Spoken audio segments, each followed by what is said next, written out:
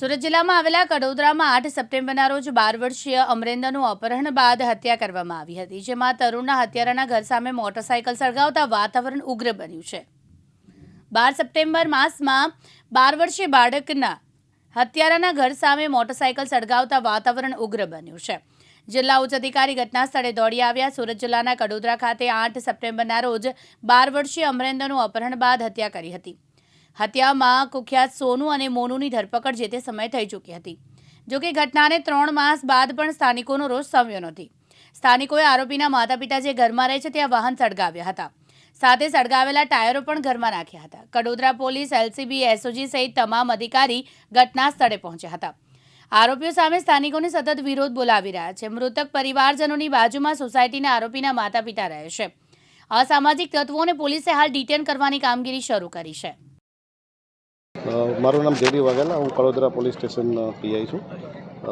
September માસમાં Kadodara police station વિસ્તારમાં એક અપહરણ સાથે ખૂનનો બનાવ બનેલો, જેના આરોપીઓ હતા સોનુ, મોનુ અને બીજા સાગરીતો હતા। એના સોનુ મોનુના જે મધર ફાધર છે એ અહીંયા સત્યમનગરમાં રહે છે, અને ફરિયાદી જે છે ગુનાના એ પણ બાજુના સોસાયટીમાં જ રહે છે। એટલે આ લોકો સોસાયટીવાળાનો વિરોધ હતો કે આ લોકો અહીંયા નહીં રહેવા જોઈએ, એટલે આપણે પોલીસ તરફથી એમને કાયદાકીય સમજ આપવામાં આવેલી હતી।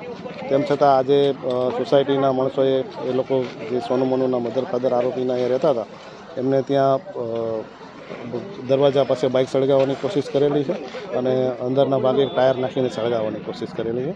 હાલ જે અસામાજિક તત્વો હતા જેમણે આ સળગાવેલું છે એ લોકોને ડિટેન કરવામાં આવેલા છે, અને શાંતિપૂર્ણ વાતાવરણ છે। જી સાહેબ, કહી શકાય તો આજે બાઇક સળગાવેલી છે અને પોલીસ પર બી હુમલો કરેલો છે, મરચાં નાખેલા છે, કઈ રીતની એ લોકોને ટ્રીટમેન્ટ આપવામાં આવી? હા, એ જે પોલીસે જ્યારે એ લોકોને અહીંથી ખસેડવાની કાર્યવાહી ચાલુ હતી એ દરમિયાન અમારા મહિલા પીએસઆઈ પણ હાજર હતા।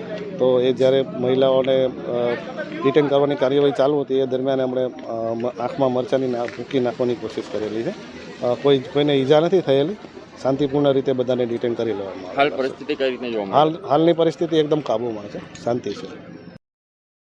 રમેશ ખંભાતી, દિવ્યાંગ ન્યૂઝ, કડોદરા, સુરત।